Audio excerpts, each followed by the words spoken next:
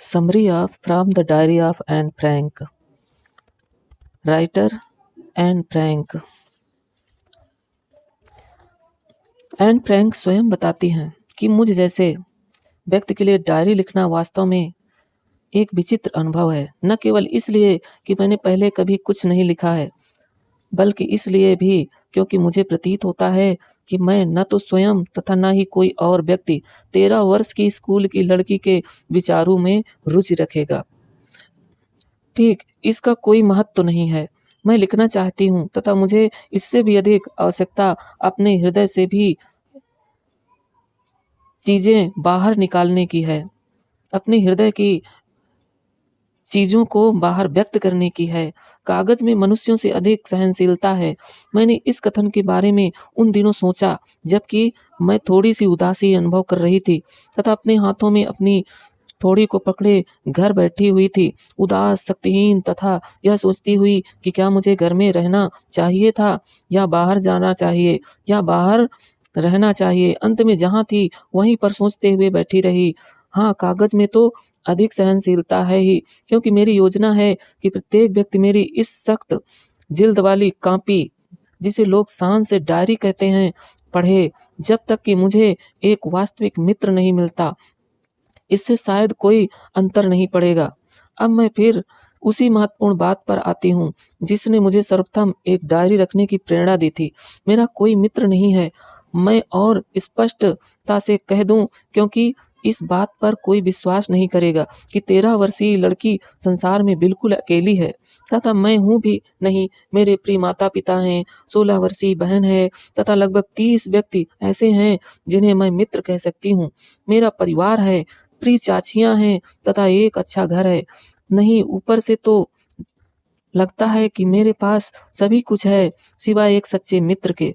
जब मैं अपने मित्रों के साथ होती हूँ तो मैं केवल मौज मस्ती के बारे में सोचती हूँ।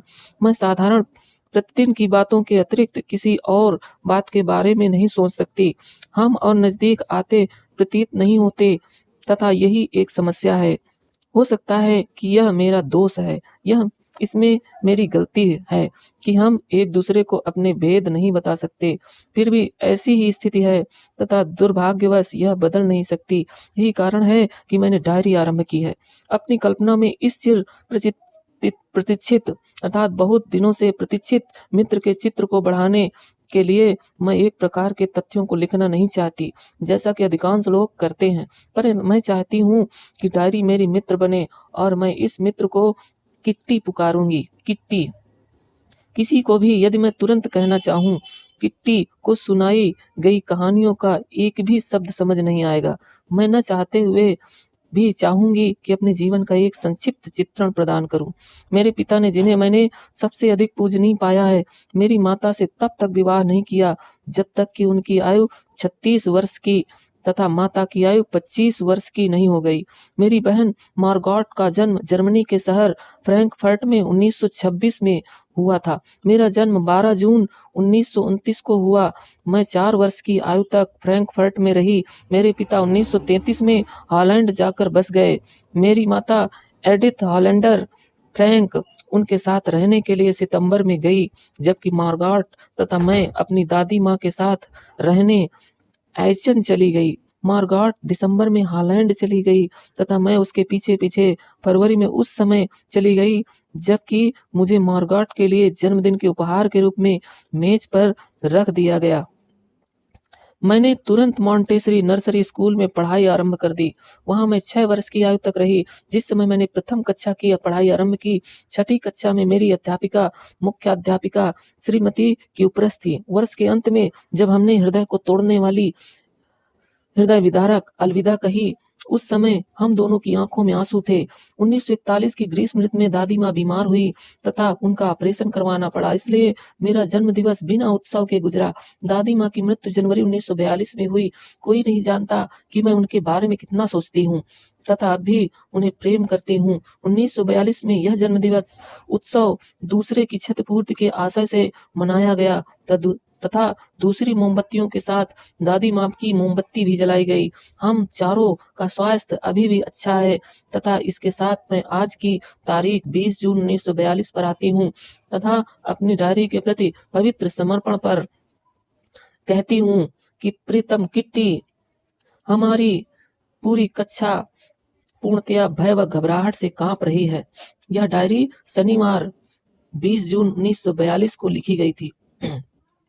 निस्संदेह कारण है आने वाली सभा जिसमें अध्यापक यह निर्णय लेंगे कि कौन अगली कक्षा में जाएगा तथा किसे पीछे ही रखा जाएगा। आधी कक्षा शर्त लगा रही है। जीएन तथा मैं अपने पीछे दो लड़कों सीएन तथा जैक्स पर मूर्खता से हंसती हूँ, जिन्होंने छुट्टियों की पूरी बचत को दांव पर लगाने का जोखिम उठाया है। प्रातः से लेकर रात तक यही चलता है। तुम पास हो जाओगे, नहीं मैं नहीं, हाँ तुम नहीं मैं नहीं। यहाँ तक कि जीएन की नजरें तथा मेरा क्रोध से भड़कना उन्हें शांत नहीं कर सका। यदि तुम मुझसे पूछो, इतने अधिक विद्यार्थी मूर्ख हैं कि 1/4 कक्षा को पीछे रोक लेना चाहिए, परंतु अध्यापक पृथ्वी पर ऐसे प्राणी हैं जिनके बारे में कोई अनुमान नहीं लगाया जा सकता है। मुझे स्वयं की तथा अपनी सहेलियों की इतनी चिंता नहीं है। हम सफल होंगे, केवल एक विषय गणित के बारे में निश्चित नहीं हूँ। फिर भी हम केवल प्रतीक्षा ही तो कर सकते हैं। तब तक एक दूसरे को साहस न छोड़ने को कहते रहते हैं। मेरी अपने सभी अध्यापकों के साथ अच्छी बनती है। वे संख्या में 9 हैं, जिसमें 7 पुरुष 2 महिलाएं। श्रीमान कीजिंग पुराने विचारों वाले बूढ़े व्यक्ति हैं जो गणित पढ़ाते हैं। मुझसे वर्षों से नाराज थे क्योंकि मैं बहुत बोलती थी। कई चेतावनियों के पश्चात उन्होंने मुझे घर पर करने के लिए फालतू कार्य दिया। बातूनी विषय पर निबंध। एक बातूनी पर आप क्या लिख सकते हैं? मैंने फैसला किया कि इसकी चिंता मैं बाद में करूंगी। मैंने इस विषय को अपनी कॉपी में लिख लिया, कॉपी को बस्ते में रखा तथा चुप रहने का प्रयत्न किया। उस दिन शाम को घर का दूसरा कार्य समाप्त करने के पश्चात निबंध के बारे में लिखे शब्दों पर मेरी नजर पड़ी। अपनी पेन की नोक को चबाते हुए मैंने इस विषय के बारे में सोचना आरंभ किया।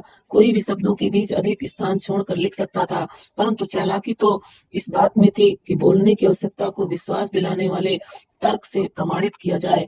मैं सोचती रही तथा अचानक मुझे एक विचार सूझा।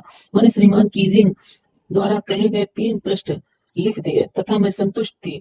मैंने तर्क दिया कि बोलना तो विद्यार्थियों का एक विशेष गुण है तथा मैं इसे यथाशक्ति अपने नियंत्रण में रखूंगी, परंतु मैं अपनी इस आदत को पूर्णतया कभी छोड़ नहीं पाऊंगी।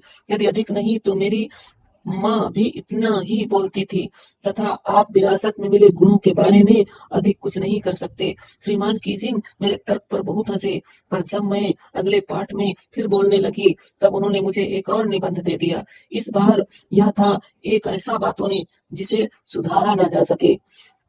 Incorrigible chatterbox. मैंने यह भी लिख कर दे दिया तथा श्रीमान कीजिंग ने अगले 2 पूरे पाठों तक शिकायत नहीं की, पर तीसरे पाठ के दौरान काफी हो चुका था।